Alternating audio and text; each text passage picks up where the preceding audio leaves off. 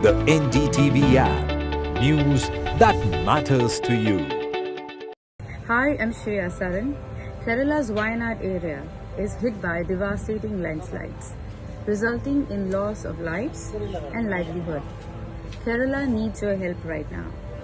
Let's join NDTV initiative. Come, donate. Let's rebuild Wayanad.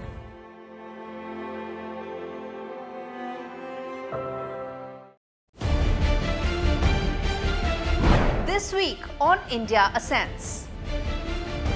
Pole-bound Sri Lanka and volatile Bangladesh witnessing India versus China power play. Will the trouble in Balochistan topple the cozy China-Pakistan relationship?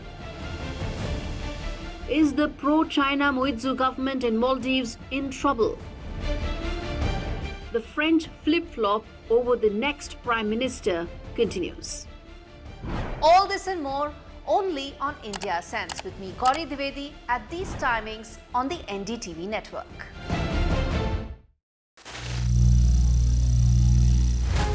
Some people say the metaverse will only be virtual.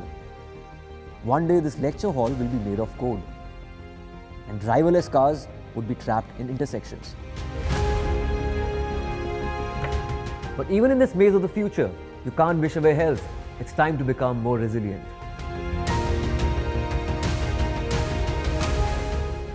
10 years of Banega Swasth India, we have grown and achieved so many milestones.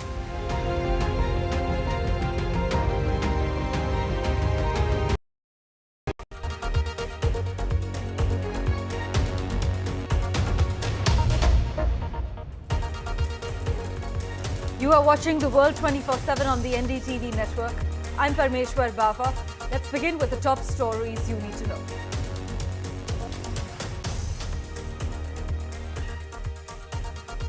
Hundreds of Israeli troops launched raids in several areas of the occupied West Bank, carrying out mass arrests, engaging in gun battles and killing at least 10 Palestinians, according to the Palestine Red Crescent Society.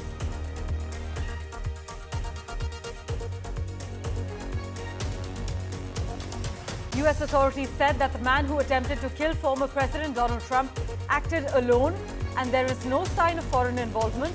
But FBI officials stressed at a news briefing that a motive for the assassination attempt remains unknown.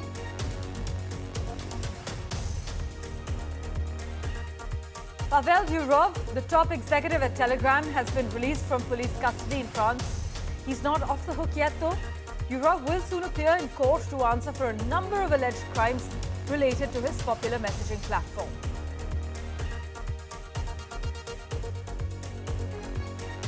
The Dalai Lama has returned to his home in Dharamshala in Himachal Pradesh after undergoing a knee replacement surgery in New York in June.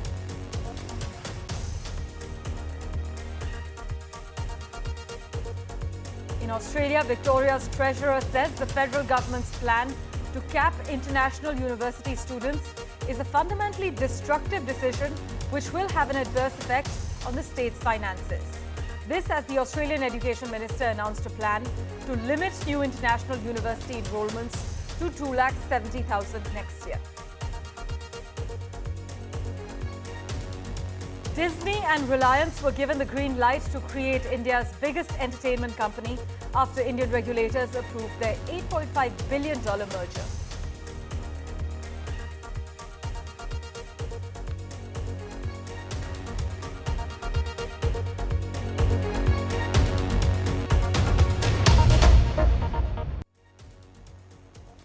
Well, our big focus, hundreds of Israeli troops launched raids in several areas of the occupied West Bank on Wednesday, carrying out mass arrests, engaging in gun battles and killing at least 10 Palestinians.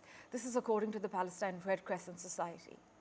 The Israel Defense Forces said counter-terrorism operations began overnight, focused on the northern West Bank areas of Jenin, Tulkarm and the Al-Farah refugee camp.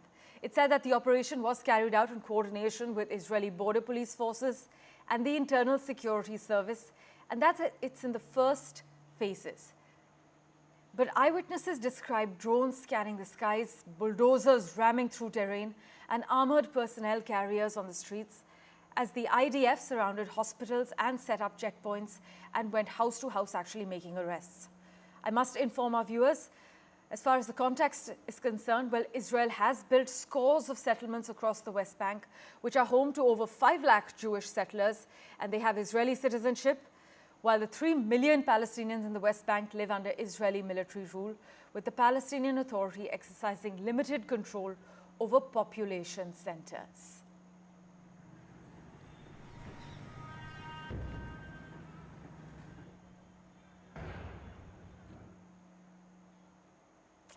Well, to understand the larger ramifications, we have with us West Asia strategist Dr. Wael Awad. Thank you so much, sir, for joining us as always.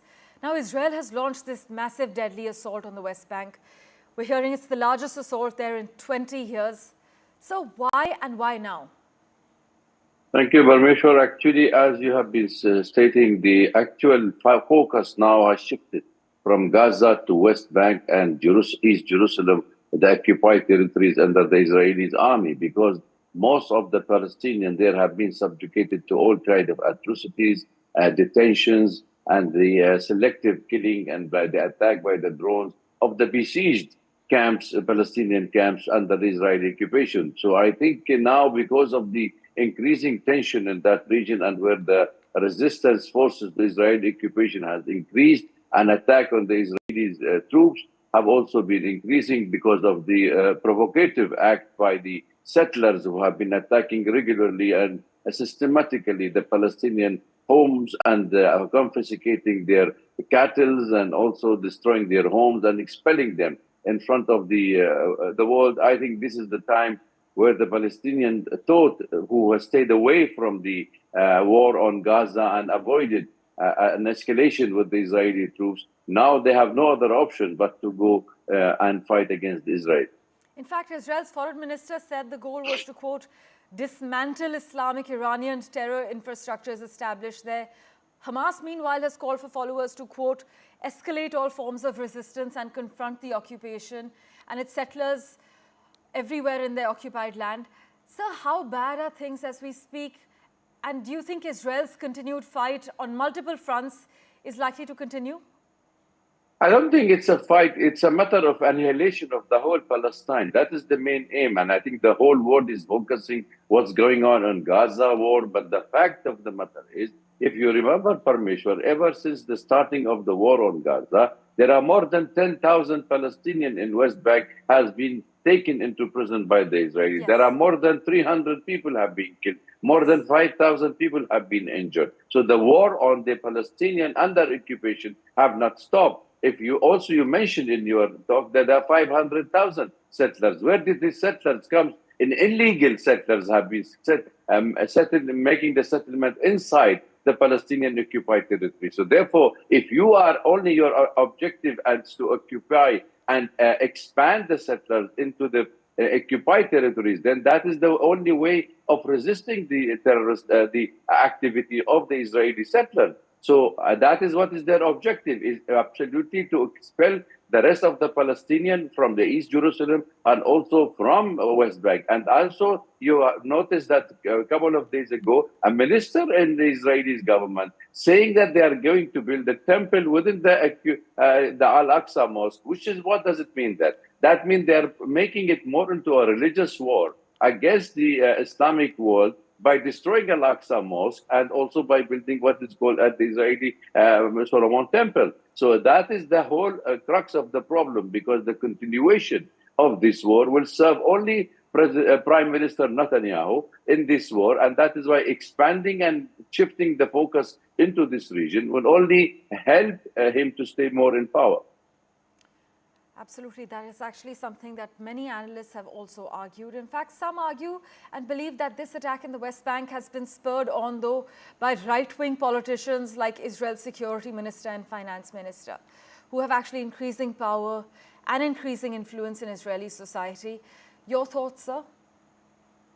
Yes, that is the whole objective of the right-wing government. I mean, this is the most extreme right-wing coalition government in the history of Israel. So therefore, I see more of destruction in this part of the world. Imagine there is 1 square kilometers, what is Jenin, is the Palestinian camp, is besieged by this by the sky, by the land, and continuation of the bombardment by the Israeli drones and attacking even the hospital. So what does it mean? You are provoking the Palestinian to go and revolt against occupation. And that is where we are seeing even the President Abbas cut short his visit to Saudi Arabia. He came back. Then you have also Jordan is coming very strongly against Israelis' action inside the West Bank, and the rest of the world is simply watching that Netanyahu is swimming in the blood of the Palestinian in Gaza.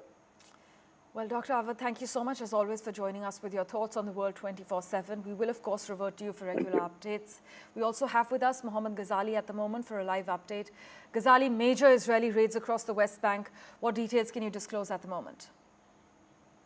We are also picking up that perhaps a proposed temporary ceasefire for the availability of polio medicines, or say the vaccination in Gaza, has been agreed upon. Though Israel or the Hamas spokespersons have not confirmed it, but Western media is reporting about it, that due to the outbreak of polio in Gaza, perhaps for some days there will be ceasefire. And what experts are believing, that since that ceasefire will be implemented, or a temporary truce for a couple of days for the vaccination will be sort of done there in Gaza, that is why Israel has intensified its attack in West Bank. Israel claims that perhaps West Bank also had operatives of Hamas or Palestinian Islamic Jihad who were planning to carry out attacks on Israel, and hence this preemptive operation to neutralize 10 people. But what the local media is reporting there, that out of the 10 people who have been killed, most of them are civilians, while Israel claims otherwise, that these civilians were also in combatant operations or were involved in militant activities. So these claims and counterclaims continue from the region, while Israel is now attacking in West Bank. And mind you, West Bank is not governed by Hamas, but it is governed by Palestinian Authority led by Mahmoud Abbas, who has good relations with Israeli government there. But as of now, it appears that the situation is still not very calm. There is situation is tense in West Bank as well as in Gaza. Well, here's hoping things sincerely simmer. Thank you so much, Mohammad Ghazali, as always, for joining us with the latest update coming in. With that, let's turn our attention now to the United States, where authorities have confirmed that the individual who attempted to assassinate former President Donald Trump acted alone, with no evidence suggesting foreign involvement. However, during a press briefing, the FBI officials revealed that the motive behind this attack remains unclear. They described the 20-year-old suspect, Thomas Crooks, as having a mixture of ideologies. In fact, the FBI also shared details about Crooks' search history and released photos of the weapon and improvised explosive devices discovered in his vehicle. The attack, as you know, occurred on the 13th of July at a rally in Pennsylvania, where Crooks managed to graze the former president's ear, resulting in one death and serious injuries to 2 others. I must inform you also that the head of the FBI's Pittsburgh office has disclosed that Thomas Crooks had been searching online for Trump campaign events as far back as September 2023.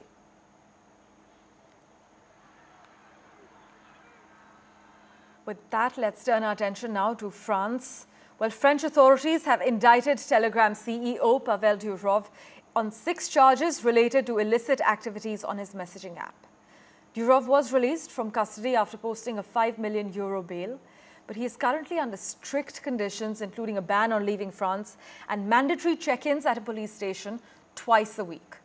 But the charges against him include complicity in managing an online platform to facilitate illegal transactions by organized groups, as well as a failure to cooperate with law enforcement. This information actually comes from a press release issued by the Paris prosecutor's office.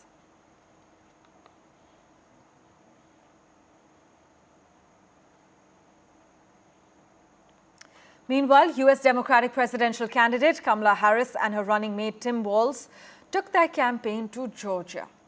The state, which actually Democrats narrowly secured in 2020, could be pivotal in this year's election, but their visit focused on energizing young voters. They hit the road in southern Georgia, focusing their efforts on areas with significant black populations. The campaign has recently expanded its presence in this region, adding staff and also opening new field offices. But Liberty County, with a population of approximately 65,000 and around 40% black, played a key role in the 2020 election, having cast a strong majority of votes for Joe Biden. We have a reaction of Kamala Harris. Listen in. The country is counting on you, all of you. You are leaders. By the very fact that you all are here in this room, doing what you do at this incredible school, doing it as one big team, understanding all of the different parts that fit together to create a team. You are doing some of the best work any leader can do. And we're so proud of you, and we're counting on you. Your generation, all that you guys stand for, everything you have at stake, is what is going to propel our country into the next era of what we can do and what we can be. Meanwhile, senior officials from the United States and China have been having some serious talks about stabilizing their relationship. They're working on setting up a call between President Biden and China's top leader Xi Jinping, and also planning discussions between their military teams. The White House dropped a statement saying we can expect a leader-level call within the next few weeks. And the Biden administration has sought to smooth over tensions with China while continuing to turn up the pressure on China by curbing its access to the US economy as well as technology. But the meetings, meanwhile, between Jake Sullivan and Wang Yi following talks between Mr. Biden and Mr. Xi last November in California are also aimed at showing that the rival powers can manage their differences. Well, in other news, the Dalai Lama has returned to his home in Dharamshala in Himachal Pradesh after undergoing a knee replacement surgery in New York in June. The Tibetan spiritual leader was accorded a warm welcome by the local people at the Kangra airport, as you can see on your screens at the moment. The Dalai Lama, we're told, was recovering well from the surgery and was expected to continue improving over the next 6 to 12 months. This is what the doctor monitoring him has said. His surgical incision had completely healed without any complications.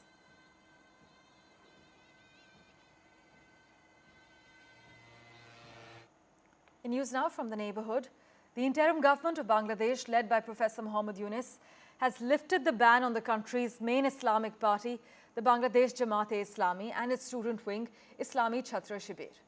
The announcement came in a notification from the Interior Ministry of the government, which was preceded by a press conference by the Emir of the Jamaat-e-Islami, Dr. Shafiqur Rahman, who praised the freedom fighters who freed Bangladesh from the rule by Pakistan in 1971.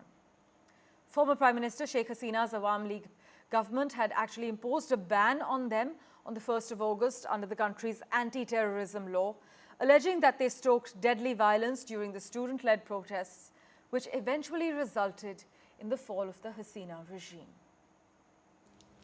The interim government of Bangladesh, led by Muhammad Yunus, has lifted the ban on Jamaat-e-Islami. The Ministry of Home Affairs repealed the ban, paving the way for the party to resume its activities, though it still needs to register with the Election Commission to contest in polls. আইন অনুযায়ী 19 নম্বর ধারার requirement মোতাবেক এই review panel গঠন করা হয়। এই review প্যানেলে বিষয়টি পুঙ্খানুপুঙ্খভাবে আলোচনা হয় এবং তারাও অতীতের এই অভিযোগের সমর্থনে কোনো তথ্য প্রমাণ খুঁজে পাননি। এরই প্রেক্ষিতে এই বিষয়টি মাননীয় স্বরাষ্ট্র উপদেষ্টার কাছে উপস্থাপন করা হয়। ওনার সই স্বাক্ষরের পরে মাননীয় প্রধান উপদেষ্টা, তার সই স্বাক্ষরের পরে মাননীয় আইন উপদেষ্টার সকল প্রক্রিয়া সম্পন্ন হয়ে এই বিষয়টি সিদ্ধান্ত গৃহীত হয় যে অতীতে যে প্রজ্ঞাপনটি জারি করা হয়েছিল এই প্রজ্ঞাপনটিকে বাতিল ঘোষণা করা হয়। Former Prime Minister Sheikh Hasina had banned the party on August 1st, just 4 days before she was removed from power after weeks of student-led protests and fleeing to India by helicopter. But why was his party banned by the former Prime Minister? Jamaat-e-Islami has a controversial history dating back to Bangladesh's liberation war in 1971.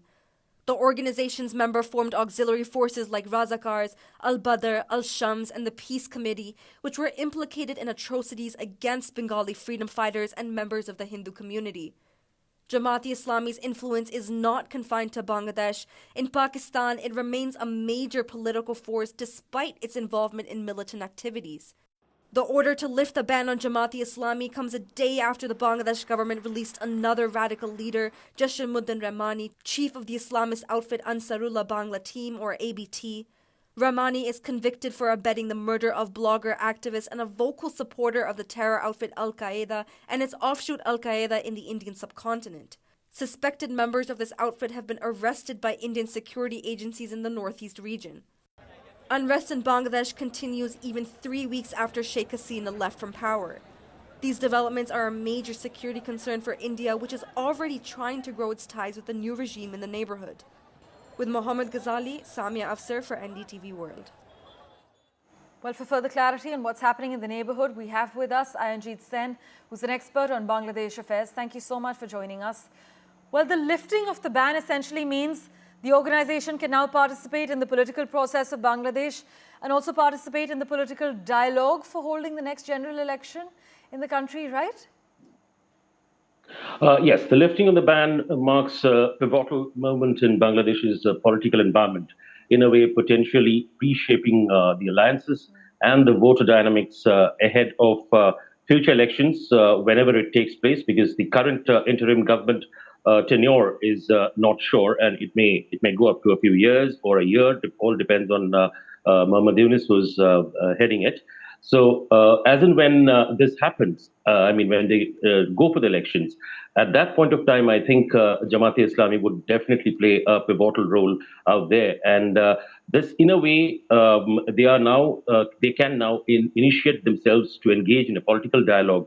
And also because the Bangladesh Nationalist Party, or the BNP, earlier was there with them, and till now they still have a friendly relation between the two. So from that perspective, they are coming back to politics. But the most important part here is that the head of Jamaat-e-Islami, Professor Dr. Shafiqur Rahman, he said that Jamaat supports close ties between India and Bangladesh, which is a complete volte-face compared to what they used to always say earlier. And at the same time, it also has advocated for balanced relations with the other global players like US and China, also with Pakistan. But it's mainly from that perspective that, also from a religious side as well, they've said that Bangladesh is made of Muslims, Hindus, Buddhists, and Christians. And in a way, he's kind of playing a very safe game, saying that we all constitute Bangladesh. From that perspective, he has told the press as well. And this, in a way, clearly indicates that as and when elections take place in Bangladesh, they are going to be a major force, undoubtedly. And undoubtedly, the decision actually represents a significant change from the decision that was taken by the erstwhile Awami League government earlier this month, just days before its ouster. But thank you so much, Mr. Sen, for joining us with those quick comments. Well, news and updates continue in a moment, right after this very short break. Stay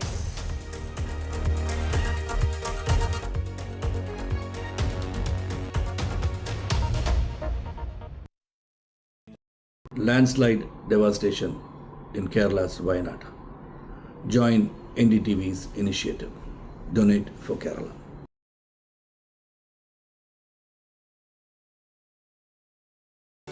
Stay informed and entertained with the new and updated NDTV News app. You can watch all our channels live, listen to podcasts, read breaking and exclusive news from around the world and more.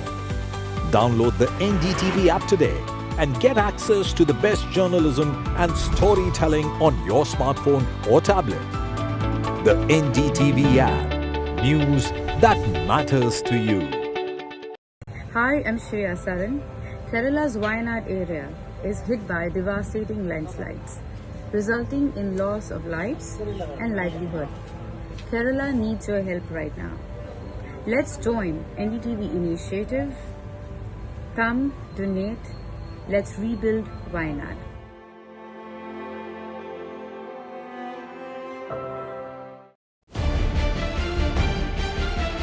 This week on India Ascends. Pole-bound Sri Lanka and volatile Bangladesh witnessing India versus China power play. Will the trouble in Balochistan topple the cozy China-Pakistan relationship? Is the pro-China Muizzu government in Maldives in trouble? The French flip-flop over the next Prime Minister continues. All this and more only on India Sense with me, Gauri Dwivedi, at these timings on the NDTV network.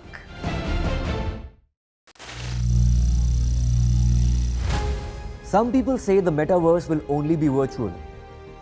One day this lecture hall will be made of code, and driverless cars would be trapped in intersections. But even in this maze of the future, you can't wish away health. It's time to become more resilient.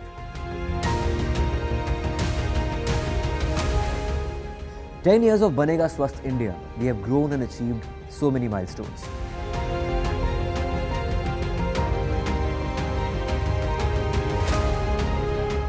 And now I have a plan to beat the urgency, to stop breathing with difficulty, to relieve getting choked with inactivity.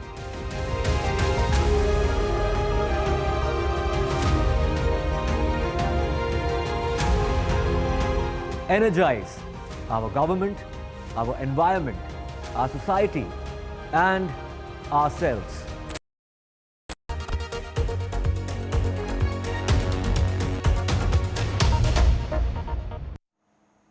Welcome back. Disney and Reliance were given the green light to create India's biggest entertainment company after Indian regulators approved their $8.5 billion merger on Wednesday. Regulators were worried about the companies controlling most cricket broadcasting rights, but they relented after both entities made concessions to avoid hurting advertisers.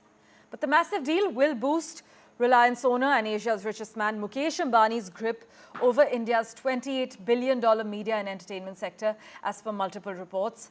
And while India's market size has attracted big global players like Netflix and Prime Video, analysts argue that the Disney-Reliance merger will crush them, especially in the area of content variety.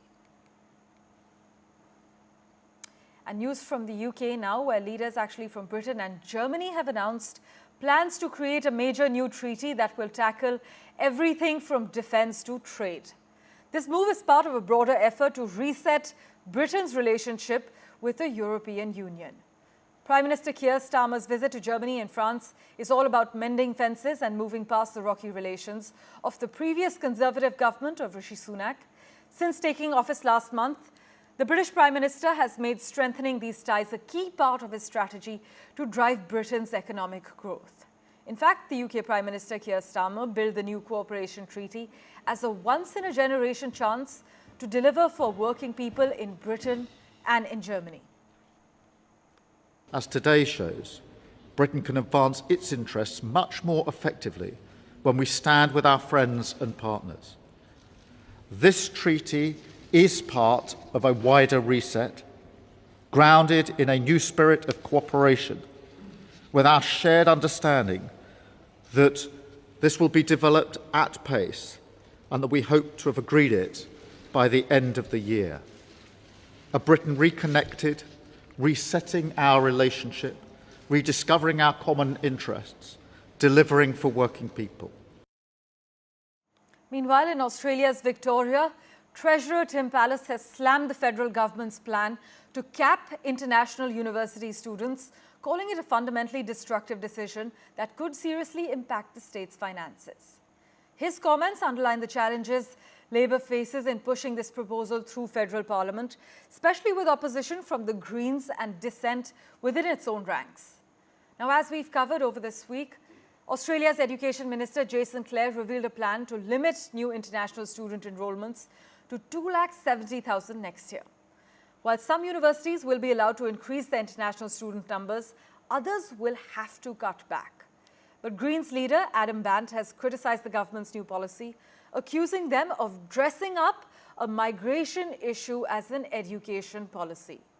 In fact, he argued that the plan fails to address the needs of universities that have become dependent on international student fees, pointing to a broader issue of inadequate government funding in Australia. Well, thank you for investing your time and watching this edition of The World 24/7. We'll keep tracking the latest updates for you. Do stay tuned.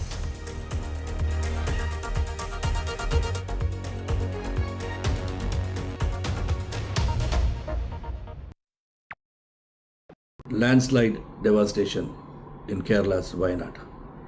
Join NDTV's initiative. Donate for Kerala.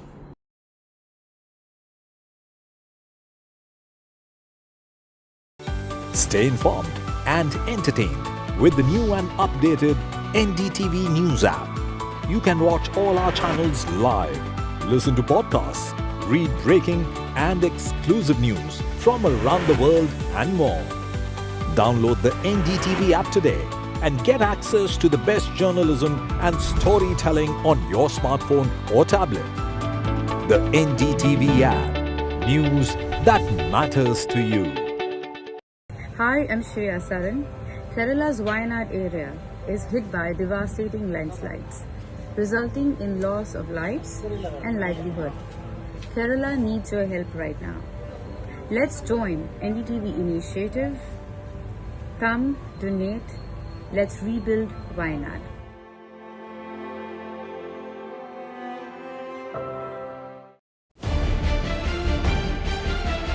This week on India Ascents. Pole-bound Sri Lanka and volatile Bangladesh witnessing India versus China power play. Will the trouble in Balochistan topple the cozy China-Pakistan relationship? Is the pro-China Muizzu government in Maldives in trouble? The French flip-flop over the next Prime Minister continues. All this and more only on India Ascents with me, Gauri Dwivedi, at these timings on the NDTV network.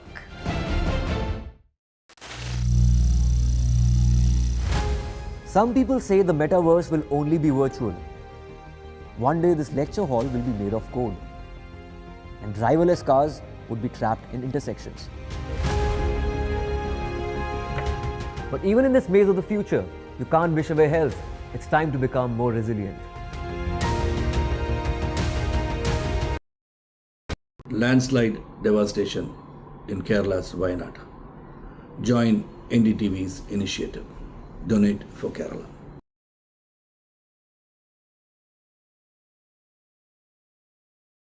Stay informed and entertained with the new and updated NDTV News app.